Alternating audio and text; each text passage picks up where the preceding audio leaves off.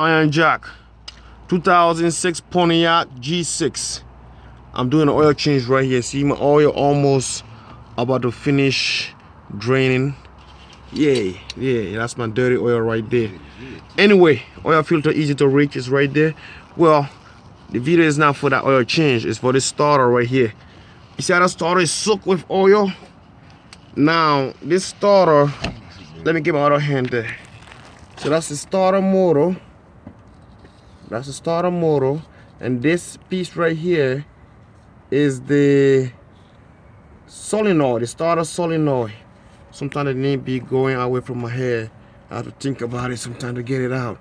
Well, that's the starter solenoid. That solenoid is an electrical part or electrical piece that, you see that oil leak right there? It'll kill that solenoid so easy, including the starter motor itself. But at the same time, not just this, it will kill in like alternator, and it can mess up your suspension bad, like in the heavy duty lower board or lower control arm bushing. You know, it didn't reach down over the seat bushing right there. That one look dry. It didn't reach it. Now there's another bushing right there on that bolt. This bolt right here holding the in place, that big bolt. It didn't reach that either. But in the front over here, again, see the oil leak on the chassis?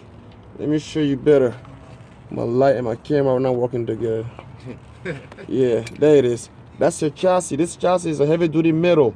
This will hold your frame, the whole entire body of the car in place. But that won't hurt the chassis too much like that. It will hurt the bushing.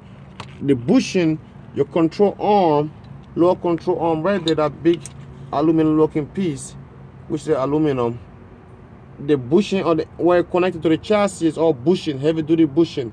And when this oil leak right here, reach that bushing, and they get weak and soft and kill your suspension. So suspension and the AC compressor, that's oil leak right there in the pump. That's your AC compressor, the AC pump. It's all soaked with oil too. When the main thing that causing this oil leak, I check on the top, is not the valve cover. Usually the valve cover will leak and come down the engine block. And the valve cover is pretty kind of dry. It's not too, it's a little bit kind of a little muddy looking, but not wet. That will cause this leak. Let me show you where it's coming from. So the only thing is, it's a nighttime. You just gotta follow my mirror, okay? Even if it's a daytime, you still have to use a mirror to see this switch. They call the oil pressure switch. See that green wire looking right there? That's the wire going to the pressure switch. It's right on top of the starter. Now look just direct into the mirror, into the glass, of course.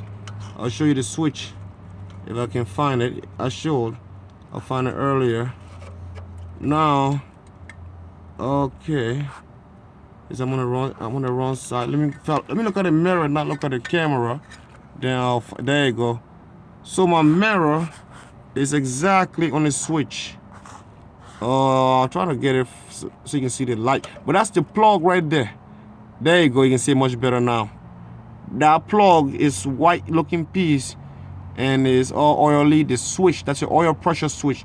That switch will tell you if your oil is low or full.